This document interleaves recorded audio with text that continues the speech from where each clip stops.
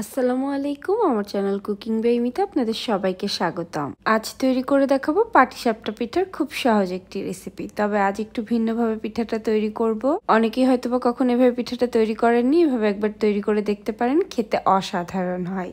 যে কখনো পাটিসাপটা পিঠা তৈরি করেনি সেও কিন্তু খুবই অল্প সময় এবং খুব সহজে পিঠাটা তৈরি করে নিতে পারবে কোনো রকম ঝামেলা ছাড়াই। আমি আশা করছি আমার আজকের এই সহজ পাটিসাপটা পিঠা রেসিপিটা আপনাদের ভালো লাগবে। এখন কথা না বাড়িয়ে পুরো রেসিপিতে চলে যাচ্ছে। তবে আমার রেসিপিটি যদি কোথাও আপনাদের একটুখানিও ভালো লেগে থাকে আমার চ্যানেলটি সাবস্ক্রাইব করে রাখতে ভুলবেন না। প্রথমে পাটিসাপটা পিঠার ব্যাটারটা তৈরি করে নিব। এখানে একটা বাটিতে নিয়ে নিচ্ছে 1/2 কাপ ময়দা, চাইলে আপনারা এখানে সাদা আটা ইউজ করতে পারেন। এর সাথে দিয়ে দিচ্ছি 1/4 কাপ কর্নফ্লাওয়ার আর 1/4 কাপ চালের গুঁড়া। তবে আপনাদের হাতের কাছে যদি কোনো একটা না থাকে সেক্ষেত্রে যে কোনো একটা 1/2 কাপ দিলেই হবে। দিচ্ছি 2 টেবিল চামচ চিনি আর খুব সামান্য একটু লবণ। এখন এই শুকনো উপকরণগুলোকে ভালোভাবে একটু মিশিয়ে নিচ্ছি। শুকনো উপকরণগুলোকে ভালোভাবে মিশিয়ে নেওয়ার পর এখন এর সাথে দিয়ে দিচ্ছি একটা রুম টেম্পারেচারে থাকা ডিম। 1/2 কাপ দিয়ে দিচ্ছি তরল দুধ। দুধটা আগে থেকে জাল করা ছিল, এখন রুম টেম্পারেচারে আছে। এখন একটা হ্যান্ড উইস্ক দিয়ে সবকিছুকে খুব ভালোভাবে মিশিয়ে নিচ্ছে। এমনভাবে মেশাতে হবে যেন এটাতে কোনো লাম্পস রয়ে না যায়। আর এই ব্যাটারটা একটু পাতলা করে তৈরি করতে হবে। আমি তৈরি করে নেওয়ার পরে বলে দিচ্ছি আমি এখানে কতটুকু তরল দুধ ইউজ করেছি। তবে দুধটা একবারে দিতে যাবেন না, অল্প অল্প করে দিয়ে মিশিয়ে নিতে হবে, তাহলে ব্যাটারের লাম্পস তৈরি হবে না। সবকিছুকে ভালোভাবে মিশিয়ে নেওয়ার পর এখন এর সাথে দিয়ে দিচ্ছি 1 টেবিল চামচের মতো সয়াবিন তেল। তেল দিয়েও এটাকে ভালোভাবে মিশিয়ে নিচ্ছি। আর এখানে আমি টোটাল 1 কাপ এবং 2 টেবিল চামচ তরল দুধ ইউজ করেছি ব্যাটারটা তৈরি করার জন্য। ব্যাটারের কনসিস্টেন্সি দেখে নিশ্চয়ই বুঝতে পারছেন এটা বেশ পাতলা করে তৈরি করেছি। এখন এটাকে 15 মিনিটের জন্য ঢেকে রেস্টে রেখে দিচ্ছি। আর এর মাঝে 5 মিনিটে আমি খিরসাটা তৈরি করে নিব।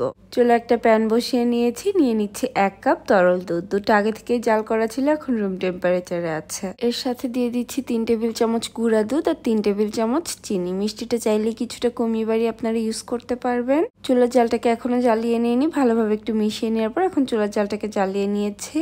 আর মোটামুটি এটাকে একটু অনবরত নেড়ে নেড়ে জাল করে নিচ্ছে। যেহেতু গুঁড়া দুধ ইউজ করেছি খুব দ্রুতই কিন্তু এটা ঘন হতে থাকবে। দুধে বলক চলে এসেছে, এখন এটাতে দিয়ে দিচ্ছি খুব সামান্য একটু এলাচের গুঁড়া। এটা ফ্লেভারের জন্য ইউজ করেছি। হাতের কাছে এলাচের গুঁড়া না থাকলে একটা এলাচ থেতো করে ইউজ করতে পারেন। আর এই দুধটাকে খুব দ্রুত ঘন করে নেওয়ার জন্য এখানে নিয়ে নিয়েছি 1/4 কাপ তরল দুধ। এর সাথে দিয়ে দিচ্ছি 1 টেবিল চামচ চালের গুঁড়া। এটাকে ভালোভাবে মিশিয়ে দুধের মধ্যে দিয়ে দিচ্ছি আর এটাকে এখন অনবরত নাড়ছি। 1-2 মিনিটের মধ্যে দেখবেন এটা একদম ঘন হয়ে এসেছে। আপনাদের এই খিরসাটা তৈরি করতে একদমই সময় লাগবে না, মাত্র 5 মিনিটের মধ্যে এটা তৈরি করে নিতে পারবেন। আমি 2 মিনিট এটাকে জাল করে নিয়েছি, এটা একদম ঘন হয়ে এসেছে। এটাকে এর থেকে বেশি আর ঘন করব না, কেননা এটা ঠান্ডা হতে হতে আরো কিছুটা ঘন হয়ে আসবে। এখন দুধের খিরসাটাকে চুলা থেকে নামিয়ে নিচ্ছি আর এর মাঝে ব্যাটারটাকে 15 মিনিট রেস্ট দেওয়া হয়ে গিয়েছে। এখন পিঠাগুলো তৈরি করে নিব। তার আগে ব্যাটারটাকে আবারও খুব ভালোভাবে নেড়ে মিশিয়ে নিতে হবে। যদি মনে হয় কিছুটা ঘন হয়ে এসেছে আরো কিছুটা দুধ অ্যাড করে নিতে পারেন। চুলা একটা প্যান বসিয়ে প্যানটাকে ভালোভাবে গরম করে নিয়েছি। এখন 1 ডাব্বুর মতো ব্যাটার নিয়ে এটাকে ভালোভাবে ছাড়িয়ে দিচ্ছি। একটু ছোট করে ভিন্ন স্টাইল আজ পিঠাগুলো তৈরি করছি, তবে আপনারা চাইলে নর্মাল যেভাবে তৈরি করে সেভাবেও কিন্তু তৈরি করে নিতে পারেন। এটাকে একটু পাতলা করে ছাড়িয়ে দিতে হবে। আর দেওয়ার কিছুক্ষণের মধ্যে দেখবেন কালারটা চেঞ্জ হতে শুরু করেছে। আমি যে খিরসাটা তৈরি করেছি সেখান থেকে কিছুটা খিরসা দিয়ে দিচ্ছি। যেহেতু পিঠাগুলো ছোট করে তৈরি করছি খিরসার পরিমাণটাও একটু কমই দিয়েছি।